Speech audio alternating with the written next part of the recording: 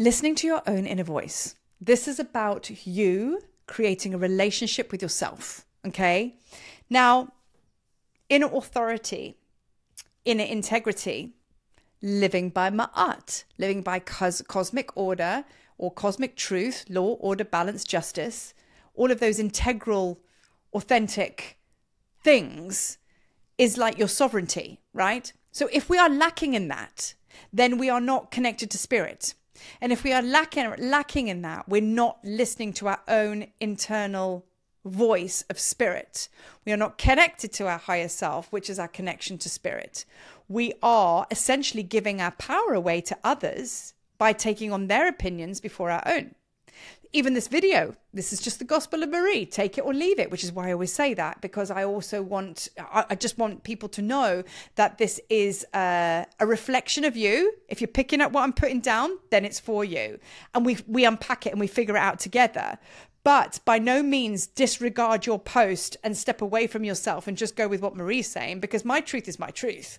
Do you know what I mean? Yours is completely different, but we take little pieces from other people's conversations, teachings, and we pick it up and we put it into our own cake mix, take it through our own filter, our own spiritual filter, and we make it our own. And that is how it's supposed to be, right? So this is about your gospel, the gospel of you. You have one. There are many different ways to express our gospel, and that is just being in truth. I love to talk. I love to teach. I call myself initiatrix, an alchemical decoder, a teacher. I call myself an alchemist because that's what I am. But labels. At the end of the day, I'm just expressing my truth, and I love to teach and I love to be creative in this way, right? So you might find it through painting. You might find it through gardening. You might find it through, I don't know, decorating houses, stamp collections. I don't know, just talking to people like I do. That's an expression of your truth, okay? We are creative beings, and that is what needs to be understood about this, right? So, what is preventing you from being in your fullest flow of what I'm speaking of? How do you trust your inner voice? So I've just spoken about giving your power away to others, okay? I'm going to speak to you now about a video that I watched the other day, which is really, really powerful. And this man was amazing. He was obviously a businessman of some sort. He just finished his run and he wanted to share these wisdoms about manifestation, of which I was very engaged in. And like this guy was talking, and I was like, wow, I want to be in his boardroom meeting, because he's like, his business must be absolutely popping. I'd love to be part of his team. And he spoke so much truth and he inspired me. And I was like, this is great, until we got to the end. And he said, yeah, that was on the 12th retreat of Joe Dispenza, what he was talking about. And I was like, whoa, hang on a minute. 12 retreats? Why does anybody want to go on 12 retreats? Like when people say to me, I've done 180 ayahuascas. And I'm like, well, what did you not get the first time? Why do you need to go back to 180 journeys? Why do you even know how many journeys you've done? Do you know what I mean? It's like, that's what I'm talking about, giving our power away. And I mean, that's very big in plant medicine, let me tell you. That's a whole nother video. But like, this is what I'm talking about. This is the last reclamation of our 10% not downloaded, right? Because this is what one of my channels came through. One of my guidance messages was about what they called, it was the mothers of Avalon that actually came through and told me this. It was about giving your power away when it comes to the Jesus complex, as they spoke about it. And that is worshipping something, okay? And basically sitting there, and we need to desensitize that glorification of teachers. Because what happens is there's a gap then between the student and the teacher, and there's a I'm not worthy vibe going on. So of course we only get so far, forever wandering around on their heels and like waiting for their next word. When you actually go tap into Lao Tzu and those teachings and the Taoism and the Tao, like those teachers, I mean, all spiritual teachers say their students that come through them should end up being more greater than they were. And there should be an acceptance of that, because you're supposed to be better than your teacher. That's the order, the cosmic order, the divine order. That's how it's supposed to be, right? And that has been lost, because the teachers now, there's kind of like a bit of an elitism in the spiritual teachings as well, because so much glorification is being given away by us giving away our power. So this age, as far as I'm concerned, that's the 10% we need to pull back. We all need to be the Joe Dispenzas on the stage. We all need to be, do you know what I mean, the Deepak Chopras or whatever, whoever it is that you follow. We all have the capacity to be Yeshua. Why not? Why not? Because we're all aspects of each other. So there's that last claim of power which is in this area. So I want to assist and guide you, like so many teachers have done for me, of guiding me back to my own inner authority, right? Which has been waiting for me, right? So creating a relationship with self. This is why the disconnect is here. So how do we create a relationship with self? How do we get back to trusting yourself? Because that's why we've given our power away, is because we don't trust our inner voice. We don't trust our own inner teaching. So we put a block on it. So that's what we're going to be transcending right now. So think about it like this. Think about like a mother-daughter relationship, or a father-son, whatever. A relationship that's gone sour. They are estranged. You know, they haven't spoken to each other for years because something went down. They each lost their trust for each other. Or maybe you lost your trust for your mother. Whatever. Do you know what I mean? So how do you repair such a relationship? First of all, you might turn up and say, well, you know what? I'm just going to let's sit on a park bench and just spend 20 minutes with each other. You chat a little bit. Okay, that's enough. Okay, bye. And then the next thing is like, well, I feel a bit better being around you now because I'm going to spend a regular amount of time with you, bit by bit, baby steps. So now I feel comfortable being around you to have coffee with you. And then what's happening is a trust is starting to build. And as this trust starts to build, the memory of why they distrusted them in the first place starts to fall away. So you start to shuffle into one another a bit more. Until, yeah, let's have lunch together. Okay, let's spend a weekend together. Okay, I'm going to move back in. Because now those wounds have been repaired and they are now happy to spend time with each other because they're fully trusting each other. They know each other's going to look after each other and they're good. So that is the relationship with you. That's what we need to get back to. So we are now going to come home to self. That is what the twin flame union is all about. That is what we're talking about. The higher self coming into living in harmonious vibration with the physical. So that is where heaven meets the earth. That is what Yeshua was talking about, right? So how do we bring that together? Well, I have some suggestions for you, right?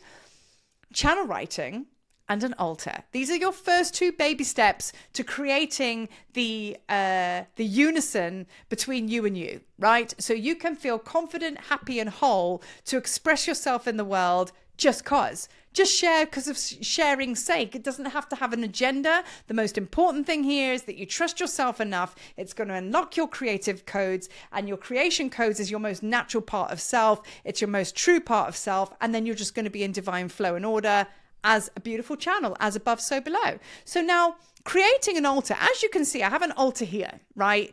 My altar downstairs is overboard. It's 3 floors. It's been developed over some time.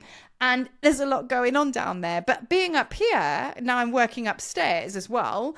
I just put, like, let me show you here. So here we have Sekhmet. We have some roses. We have, like, you know, the cobra on there. It's not a hectic space, but what it does is it creates a portal, an opening for me to turn up every day. It's my temple. I turn up every day and I sit in front of that temple and I basically connect, put some very special things on there that's to do with me, and I really charge that portal. So it's a telephone line to spirit. So I sit there, I give my at least 15 minutes a day to myself, because for me to spend time with myself, that is required. You cannot get to know yourself when you're on the run. You cannot get to know yourself when you're too busy. So you have to value yourself enough to slow it down. And this is what the real big teachers say, especially the Buddhists. You know, if you say, oh, I'm too busy to meditate, well, that half an hour that you should have taken, you need 3 hours then if you're too busy. The more you give to yourself and the more you commit to yourself, time will open up for you. If you are too busy, then that tells you how much of a relationship you have with yourself,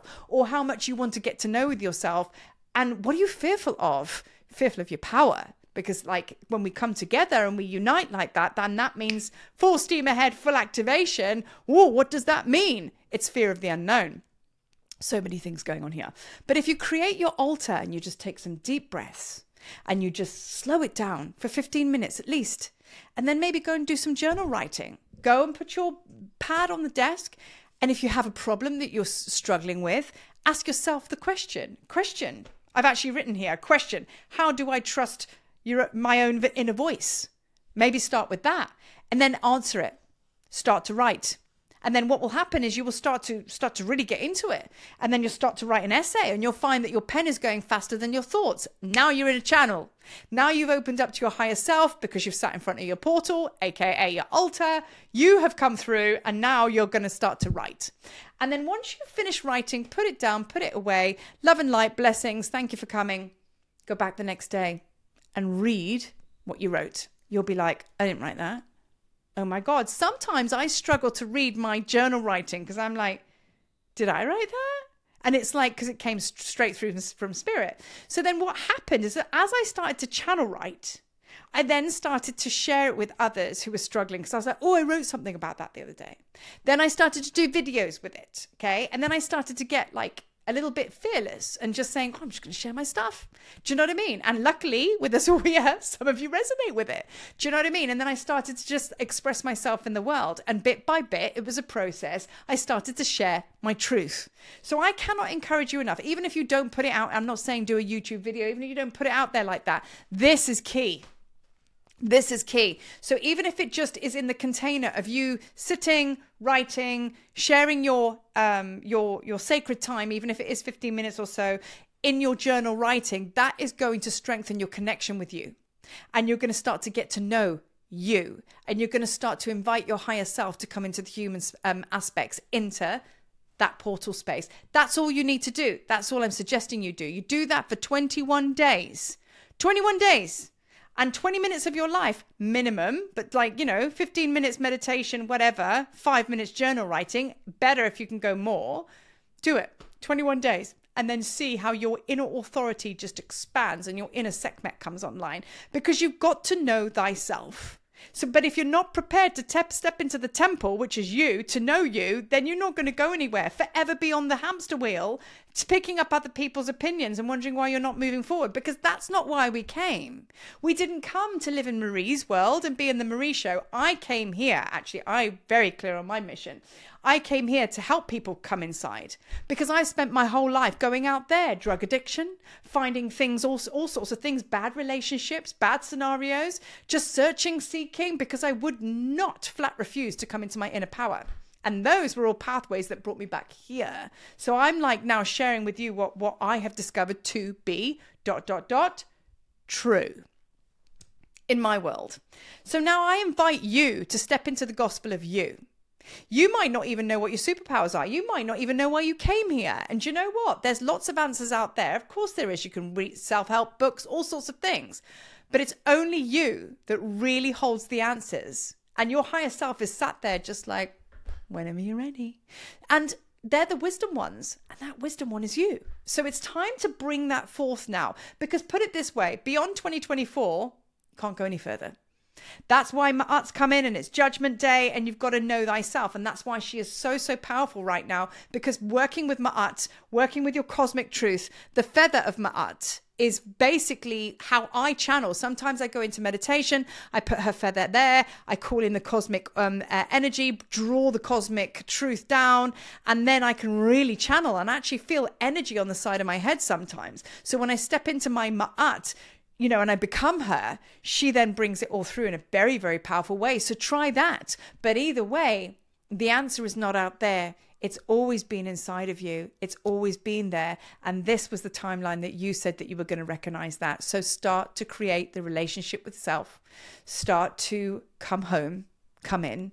Anything that comes up, because there will be shadow that comes up as you do that. It's a bit like going into an old house and shaking the blankets. Shadow will come up and all that kind of stuff. It's okay. You're going to feel fear. You're going to feel anxiety, but keep moving forward, because those are just old friends, which are actually, fear is actually courage. Do you know what I mean? Doubt is actually clarity. So we've just misunderstood them. That's all. So as we move into self, that's how we unlock it. Everything is truth. Everything is love. And so are you. So thank you for watching.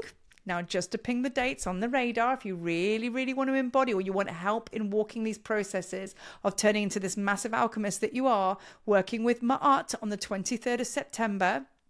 I've got it in the write-up, coming into the alchemical self, knowing how to embody her teachings, cosmic order, truth, justice, all of the things I spoke about, learning how to embody that. That is going to put you in a very, very powerful stead of bringing your inner voice to be heard by you. It's about coming into that inner truth now. So that group is going to be very, very powerful for you on the 23rd of September. So hope to see you there. Other than that, let it settle, petal. Thank you for watching.